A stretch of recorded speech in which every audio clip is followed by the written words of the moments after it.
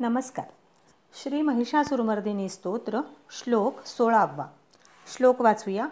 विजित सहस्र करैक सहस्र करैक सहस्र करैक नुते कृतसुर तारक संगर तारक संगर तारक सूनुसुते सुरथ समाधि समान समाधि समान समाधि सुजातरते.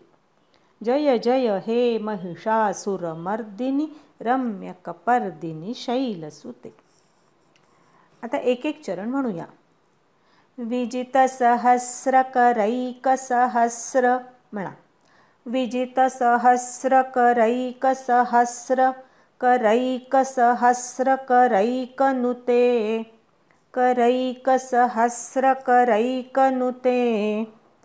आता पूर्ण ओळ. विजित सहस्र करैक सहस्र करैक सहस्र करैक नुते म्हणा. विजित सहस्र करैक सहस्र करैक सहस्र करैक नुते. आता दुसरी ओळ. कृतसुर तारक संगर तारक म्हणा. कृतसुर तारक संगर तारक संगर तारक सूनुसुते संगर तारक सूनुसुते. आता पूर्ण ओळ. कृतसुर तारक संगर तारक संगर तारक सूनुसुते म्हणा. कृतसुर तारक संगर तारक संगर तारक सूनुसुते. आता तिसरी ओळ. सुरथ समाधि समान समाधि समान समाधि सुजातरते म्हणा. सुरथ समाधि समान समाधि समान समाधि सुजातरते. जय जय हे महिषासुरमर्दिनी रम्यकपर्दिनी शैलसुते म्हणा. जय जय हे महिषासुरमर्दिनी रम्यकपर्दिनी शैलसुते. या श्लोकामध्ये विजित सहस्र करैक सहस्र हा चरणाचा अर्धा भाग आहे. विजित जी रस्व म्हणायचा. विजित सहस्र करैक सहस्र सहस्र म्हणायचं. सहस्र स आणि त्याला र सहस्र.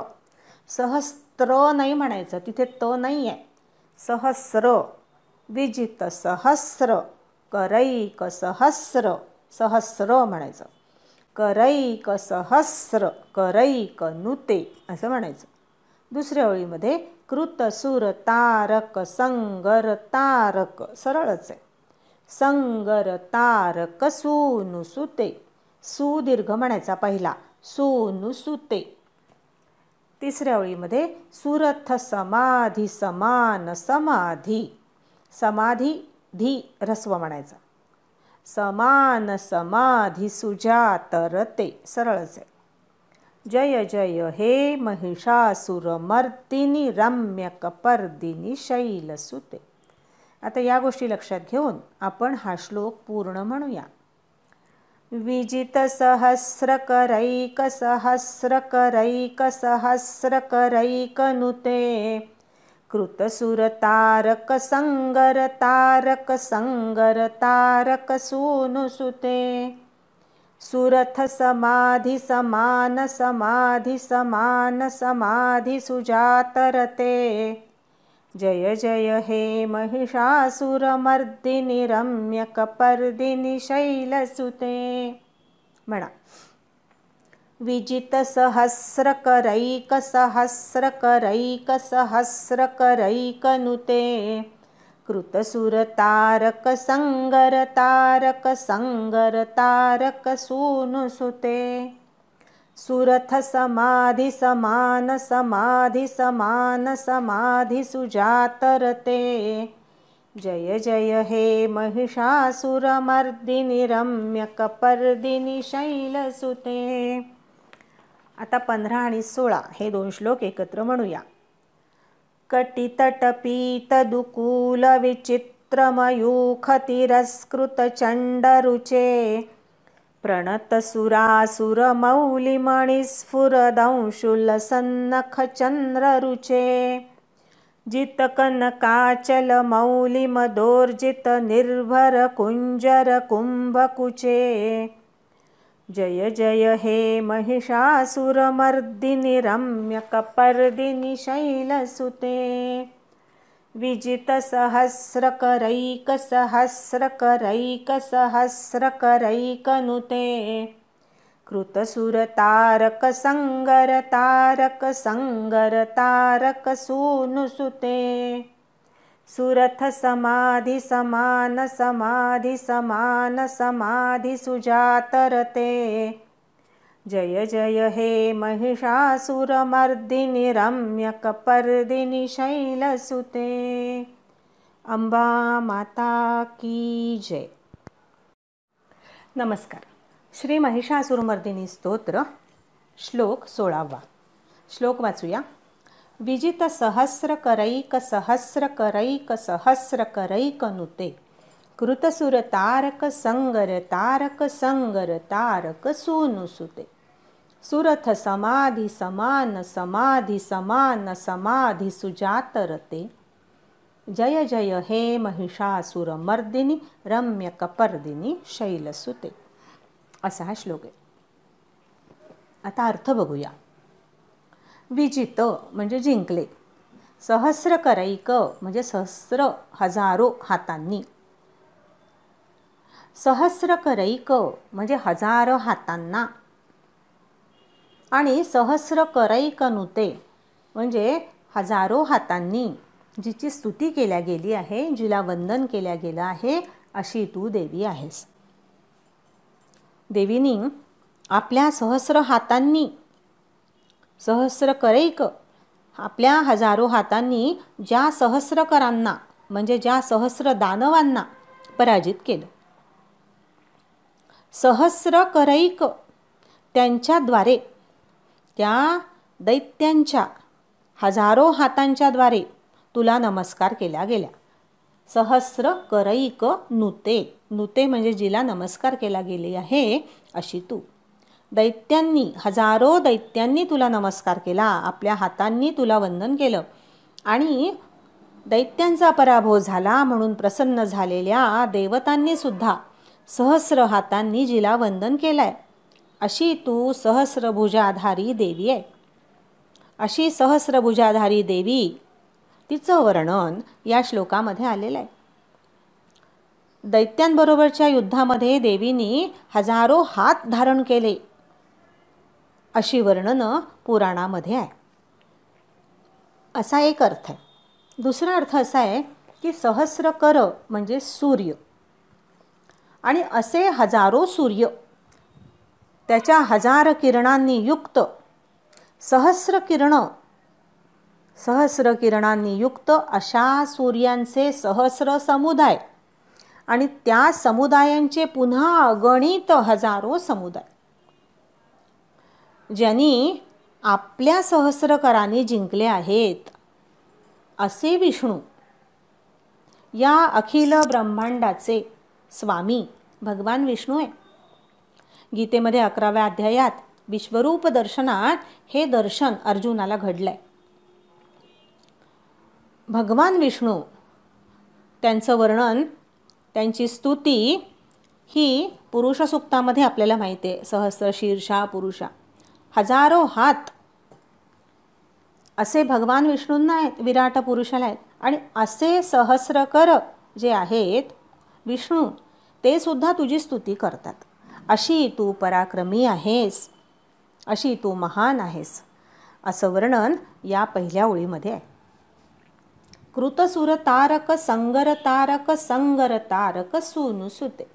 दुसऱ्या ओळीमध्ये कार्तिकेय, पार्वतीचा पुत्र, आणि तारकासुर यांच्या युद्धाचं वर्णन, यांच्या युद्धाचा संदर्भ, त्या कथेचा संदर्भ या ओळीला आहे। कृतसुरतारक, सुरतारक म्हणजे देवांचं रक्षण करणारा, सुर म्हणजे देव, तारक म्हणजे रक्षण करणारा, देवांचं रक्षण करणारा। संगरतारक, संगर म्हणजे युद्ध, संगर तारक म्हणजे युद्धामध्ये देवांना वाचवणारा, देवांचा सेनापती. संगर तारक म्हणजे तारकासुराला युद्धामध्ये मारणारा कार्तिकेय.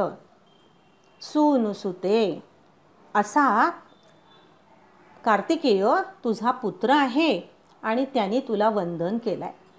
सूनुसुते काही ठिकाणी आहे, काही ठिकाणी सूनुनुते असा पाठभेद आहे. सूनुनुते म्हणजे अशा पुत्राने तुला वंदन केलंय आणि सूनुसुते म्हणजे अशा पुत्राची तू माता आहेस, असा त्याचा अर्थ आहे. तिसऱ्या ओळीमध्ये सुरथ समाधी समान समाधी, यामध्ये राजा सुरथ आणि समाधी नावाचा वैश्य यांची कथा जी देवी महात्म्यामध्ये आलेली आहे तिचा उल्लेख आहे. या सुरथ राजा जो होता त्याचा शत्रूंनी पराभव केला आणि त्याला त्याचं राज्य हिसकून घेतलं आणि त्याला वनामध्ये धाडून दिलं, निर्वासित केलं. तसंच समाधी नावाचा एक वैश्य होता, त्या वैश्याला त्याच्या घरातल्या लोकांनी फसवलं. हे दोघंही चांगल्या कुळामध्ये जन्माला आलेले असे दोघं जण आहेत. या समाधी नावाच्या वैश्याच्या पत्नीनी आणि त्याच्या मुलांनी धनाच्या लोभाने, संपत्तीच्या लोभाने या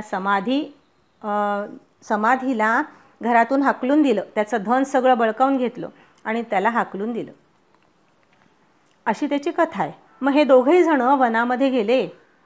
सुरथ नावाचा राजा, त्याला आपलं राज्य परत मिळवायचं होतं आणि समाधी नावाचा जो वैश्य होता त्याला आता परमेश्वराची प्राप्ती करून घ्यायची होती, मोक्ष मिळावा असा त्याचा हेतू होता.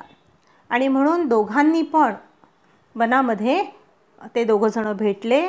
त्यावेळी त्यांना सुमेधा नावाचे ऋषी भेटले आणि त्यांनी देवीची उपासना त्यांना सांगितली, देवीचा मंत्र दिला आणि दोघांनी सारखीच तुझी भक्ती केली.